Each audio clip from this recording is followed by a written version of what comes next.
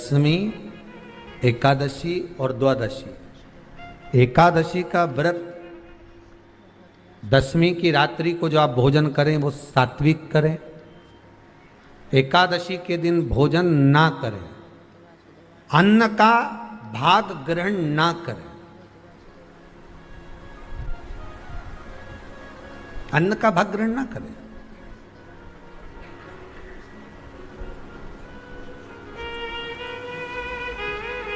कितना सुंदर कहा है महाराज जी। यदि आपके यहां पर गौ माता है, आपके घर में अगर गौ माता विराज रही है,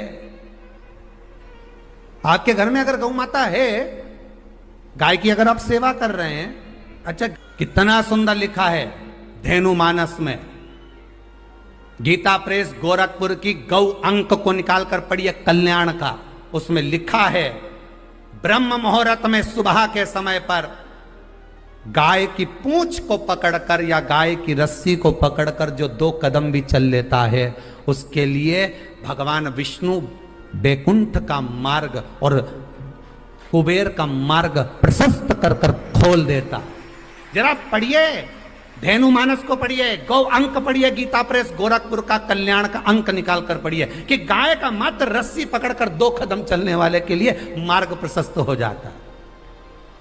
एकादशी के दिन अगर आपका व्रत है तो आप भूलवश भी डब्बे में रखी हुई रोटी गाय को ना देते हुए कुछ थोड़ा सा फल, फलहार, कोई केला, कोई सेब, जो आप खाते हो, अंगूर, पपीता, जो आप ग्रहण कर रहे हो, उसका थोड़ा सा भाग आप गाय को प्रदान करो। आप गाय को दीजिए।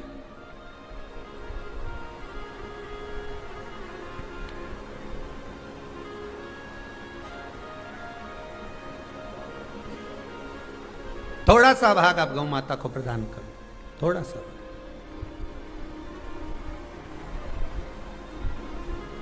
सारे व्रतों में केवल एक व्रत ऐसा होता है एकादशी का, जिसका उद्यापन पहली एकादशी पर भी कर सकते हो। सारे उद्यापन में केवल एक उद्यापन ऐसा होता है, सारे व्रतों में एक व्रत का उद्यापन ऐसा होता है, वो है एकादशी का। ये जरूरी नहीं कि 26 पूरी होगी तभी तुम करोगे, या तो पहली में ही कर लो या फिर 26 पूरी हो तब कर। पर उद्यापन अगर तुमको ऐसा लगे कि हाँ मैं अभी तो जीऊंगी हो, अभी तुम्हारा बाल भी धोला नहीं हुआ, तुमको ऐसा लगे तो अभी तो मैं तो बढ़िया, तो फिर भले मत करो। पर एकादशी का नियम कह रहा है, एकादशी का यहाँ 18 नियम में से एक नियम कह रहा है कि एकादशी का उद्यापन पहली एकादशी पर भी हो सकता है, पहली पर भी कर सकते, फिर तुम्हारा मन पड़े तब। क्यों? तो पहली पर करने से क्या फल मिलेगा? तो एकादशी की नियमावली कहती है अगर मान लो आपने पहली एकादशी पर भी उद्यापन कर लिया, इसके बाद में जितनी एकादशी करोगे वो सारी तुम्हारे खाते में जुड़ती जाएगी। मतलब बैंक में खाता खोल लो, ठीक है, खाता खोल लिया, अब जितना कमाता जाओगा उसमें डालते जाओ, जितनी कमाई करके लाओगे उसमें जमा करते जाओ। एकादशी एक बार उद्यापन पहले में भी हो गया तो बाकी का पुण्य तुम्हारे खाते में आ जाएगा, उसका पुण्य। एकादशी का उद्यापन बड़े महीने में माघ शुक्ल एकादशी के दिन, माघ का महीना हो, शुक्ल पक्ष की, जम के बोलिए, एकादशी हो, प्रयास करना कि आप उद्यापन करें, भले 5, 10, 11, 12 जितनी एकादशी हो जाए, 26 हो जाए तो ज़्यादा अच्छी है, नहीं तो आप करें तो माघ महीने की शुक्ल पक्ष की एकादशी के दिन आप उद्यापन करें, प्रयासरत करें, प्रयासरत। बड़े महीने के अंतर्गत जो उद्यापन, हाँ चतुर्मास के अंतर्गत उद्यापन नहीं होता एकादशी का, बहुत ध्यान दीजिए हमारा। ये जो सावन भादो कुंवर कार्तिक जो 4 महीना होते हैं भगवान के शयन करने के, इसके अंतर्गत एकादशी का उद्यापन नहीं होता, और इसके अंतर्गत उद्यापन करना भी नहीं चाहिए एकादशी हमारा। एकादशी का उद्यापन माघ महीने की शुक्ल पक्ष की एकादशी के दिन आप बहुत प्रेम से आनंद के साथ करिए महाराज। परंतु एकादशी के उद्यापन में सबसे ज्यादा अगर कुछ जरूरी होता है तो 24 तरह का नैवेद्य जरूरी होता है। कितने तरह का? 24 तरह का नैवेद्य। अब आप कहोगे गुरुजी उद्यापन हम कर रहे हैं एकादशी का, तो उसमें तो फलहार का हमें नैवेद्य बनाना चाहिए। तो फिर ये पुराण के अंतर्गत स्कंद पुराण में ये चीज लिखी है कि एकादशी का जब उद्यापन करते हैं तो 24 तरह का नैवेद्य बनाकर सिद्ध करते हैं। 24 तरह का नैवेद्य जान रख लेना का हलवा बना लो, खीर बना लो, पूड़ी बना लो, सब्जी बना लो, पकोड़ा बना लो, भजिया बना लो, ऐसे 24 तरह का नैवेद्य अलग अलग चाहिए। पर लोग क्या करते हैं, खोपरा पाक बनवा लेते हैं 1-2 किलो और 24 जगह रख देते हैं। स्वीकृत नहीं है। 24 तरह का नैवेद्य रखा जाता है। महाराज एकादशी के दिन भगवान के पूजन का पूरी तैयारी कर कर मंडल आदि बनवाकर विद्वान ब्राह्मण को बुलाकर, कर्मकांडी ब्राह्मण को बुलाकर जो भगवत सेवा में एकादशी का उद्यापन कराए, उन ब्राह्मण के चरणों को नमन कर कर, प्रणाम कर कर एकादशी का पूजन करवाइए और उस मंडल की पूजन कराकर हवन द्वादशी को कराइए। एकादशी को हवन नहीं। एकादशी के उद्यापन का जो हवन होता है वो द्वादशी को।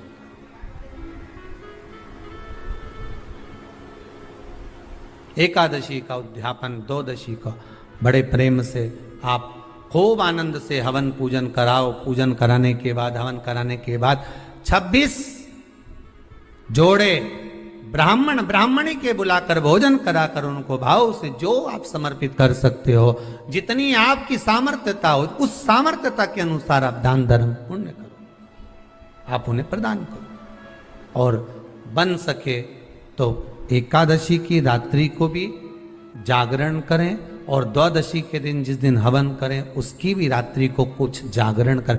जागरण का मतलब पहले भी कथा में कहा, प्रदोष की कथा में वर्णन किया था। हम ये नहीं कहते कि तुम पूरी रात जगो। हमारा तो निवेदन है 15 मिनट का करो, आधे घंटे का करो, 20 मिनट का करो, पर रात्रि के समय थोड़ी देर अगर एकादशी का उद्यापन कर रहे हो तो जागरण थोड़ी सी देर अवश्य करें। नहीं कर सकते अकेले बैठकर राम नाम जप ले, भजन कर ले, पर करो। कि नारी के मुख से अगर एक बार निकल जाए कि मेरी जिंदगी तुमसे विवाह कर कर बेकार हो गई, उस समय नारी का साथित्व समाप्त हो जाता है। इसलिए माताओं आपसे निवेदन है, जिंदगी में सारी लड़ाई लड़ना, सब कुछ बोलना, पर अपने पति से यह मत कहना कि तुमसे विवाह कर कर मेरी जिंदगी बेकार हो गई। क्योंकि विवाह तुमने किया है पर भाग्य उसने लिखा है। भाग्य लिखने वाला वो है। और आपसे फिर निवेदन करूंगा, राम मंदिर जाओ, कृष्ण मंदिर जाओ, शिव मंदिर जाओ, भवानी के मंदिर जाओ, तुम्हारे 33 कोटि देवताओं के मंदिर चले जाओ, गणेश जी के मंदिर जाओ, तुम्हारी मर्जी पड़े उस देवता के मंदिर जाना, कोई तुम्हारा भाग्य नहीं बदल सकता। जो तुम्हारी किस्मत में लिखा है वो तुमको भोगना पड़ेगा। तो बदलेगा कौन? तो उसका भी प्रमाण हमारे यहां शिव महापुराण कहती है। एक पारो नाम की विधवा स्त्री थी।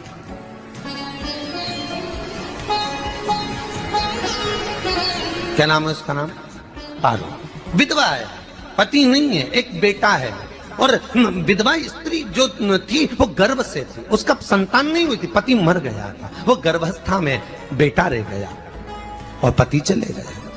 पारो बड़ी दुखी थी, भगवान का भजन करती, बहुत, घर में कुछ भी नहीं था। जो व्यापारी, जो धन था उसके पति का, वो सब लोग खा गए। जब जैसे व्यक्ति जब तक जीवित है तब तक संसार उसका है, जैसे ही वो गया उसका सारा धन भी उसके साथ चला गया। व्यापार धन रो। पारो आंखों से अश्रु बहता है, नैनों से जल बहता है, नैनों से बिंदु बहता है। और पारो की आंखों से जब आंसू बह रहा है, अश्रु निकल रहा है, जल बह रहा है। बेटे को जन्म दिया, उसने सोचा अपनी जिंदगी तो बेकार हो गई, पर बेटा जन्म लिया तो इसका नाम अच्छा रख दूं तो हो सकता है भाग्य आगे अच्छा हो। तो उसने उसका नाम भाग्य सिंह रख दिया। क्या नाम रखा? भाग्य सिंह। भाग्य अच्छा रहेगा इसका, तो हो सकता है कुछ अच्छा कर ले। पर बेटे की भी किस्मत इतनी प्रबल नहीं थी। माँ जगह जगह बर्तन मांझ कर काम कर कर बच्चे का पालन कर ली। बच्चा थोड़ा बड़ा हुआ। माँ मेरे सारे मित्र सेठ हैं, अब मेरा ही किस्मत, मेरा ही भाग्य ऐसा क्यों है? मेरी ही किस्मत ऐसी क्यों है ऐसा?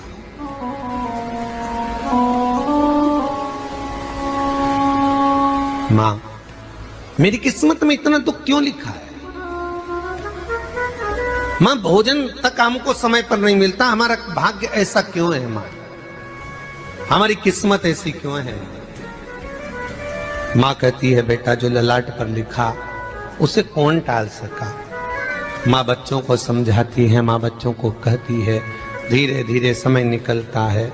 माँ एक बार बता माँ, तू कहती है कि सब भगवान ने लिखा है भाग्य में, तो भगवान का मिलेगा मुझे बता दे। माँ बोलती है ऐसी कोई जगह नहीं जहाँ भगवान नहीं, वन में मिलेगा। हाँ मिलेगा। माँ का कहना मानकर भाग्य सिंह वन में चले गया और घने जंगल में भाग्य जब गया भाग्य सिंह, और घने जंगल में जब पहुंच गया, ढूंढते ढूंढते ढूंढते ढूंढते ढूंढते तो भी भगवान तो भगवान, भगवान की छाया तक नहीं मिली। भगवान की छाया तक, आंखों में जल भर गया, बेहोश होकर गिर गया।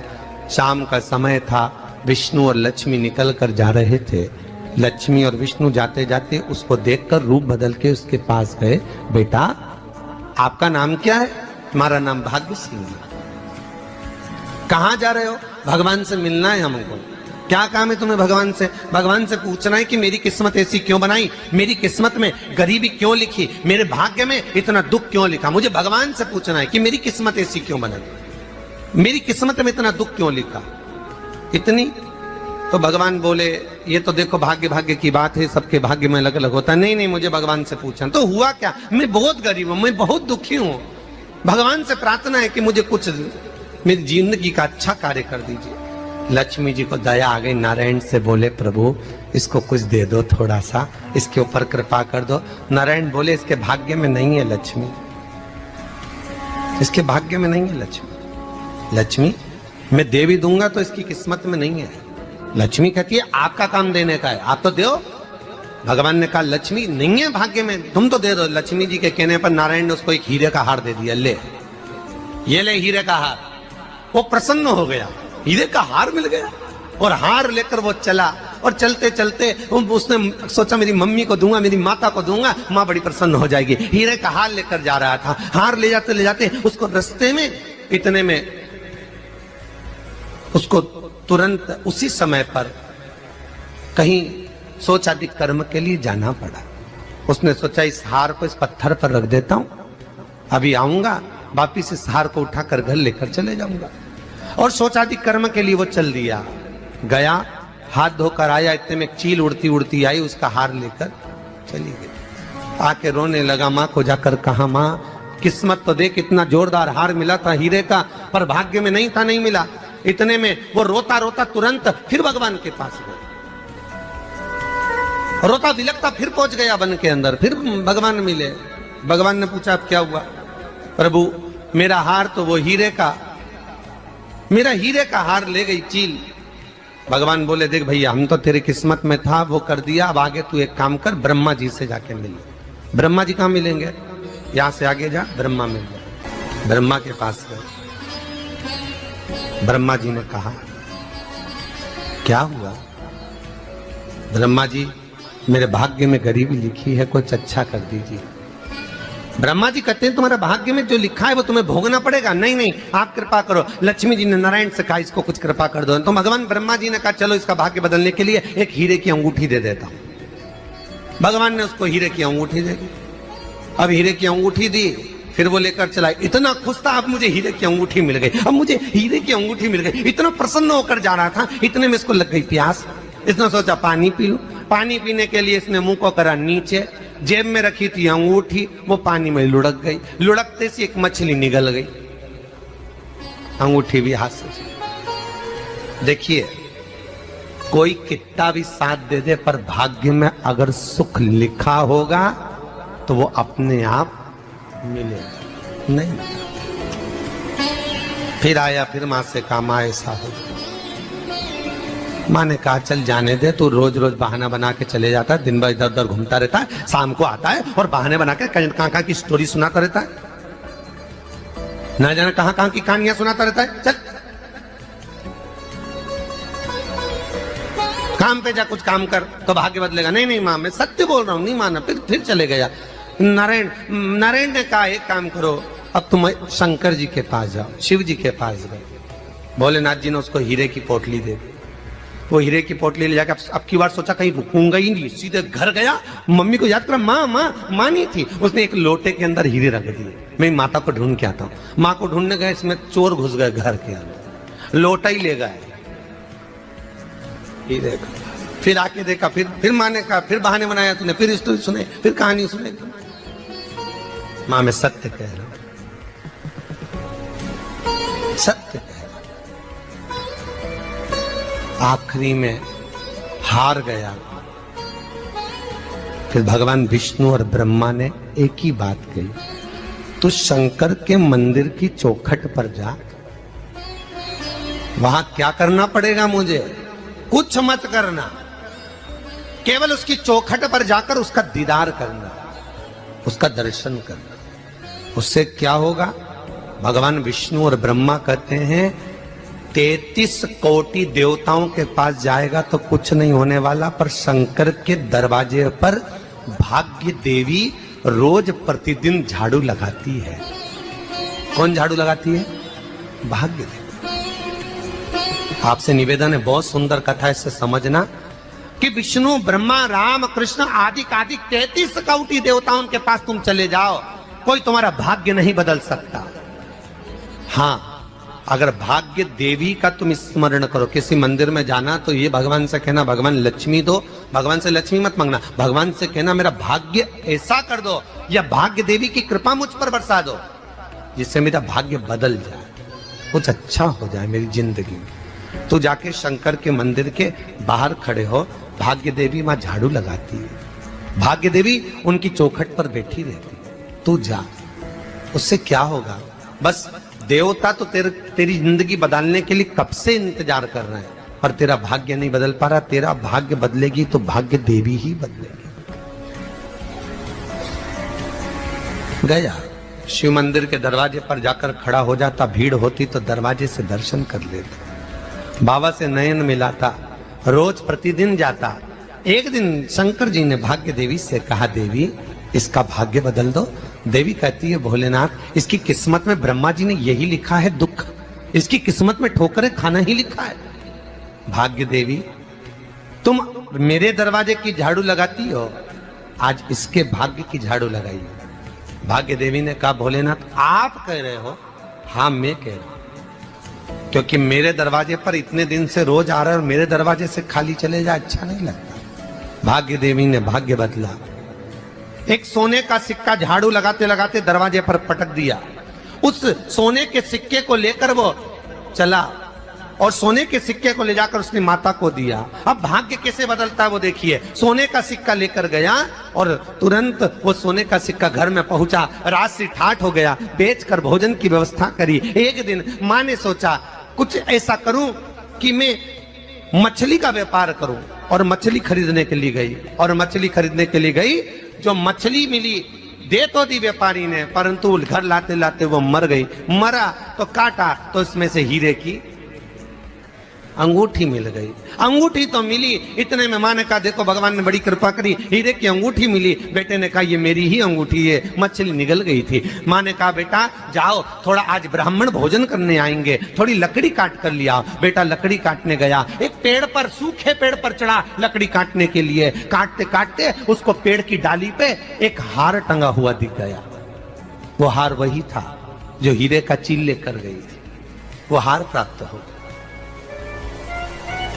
आते आते रास्ते में प्यास लगी, सोचा कहीं एक आध बर्तन मिल जाए पड़ा हुआ, तो लोटा पड़ा हुआ मिल गया जिसमें हीरे पड़े हुए थे। जब भाग्य चलता है तो सारी रास्ते अपने आप खुलते खुलते खुलते खुलते चले जाते हैं। जब भाग्य नहीं चलता तो चाहे कोई हीरा दे दे, चाहे कोई सोना चांदी दे दे, चाहे कोई फैक्ट्री खुलवा के दे दे, तो भी कुछ दिन में ठप्प हो जाए। भाग्य चलेगा तो धन आएगा, भाग्य नहीं होगा नहीं। तो भी कुछ मत करो, क्या करना है बोलो तो। जब भाग्य अगर दिक्कत दे तो कहीं जाने की जरूरत नहीं है, एक ही काम करना है, शंकर के दरवाजे पर जाकर उसका दीदार करना। जब लगे आपको कि दरिद्रता बहुत ज्यादा है, किराया तक नहीं है, मैं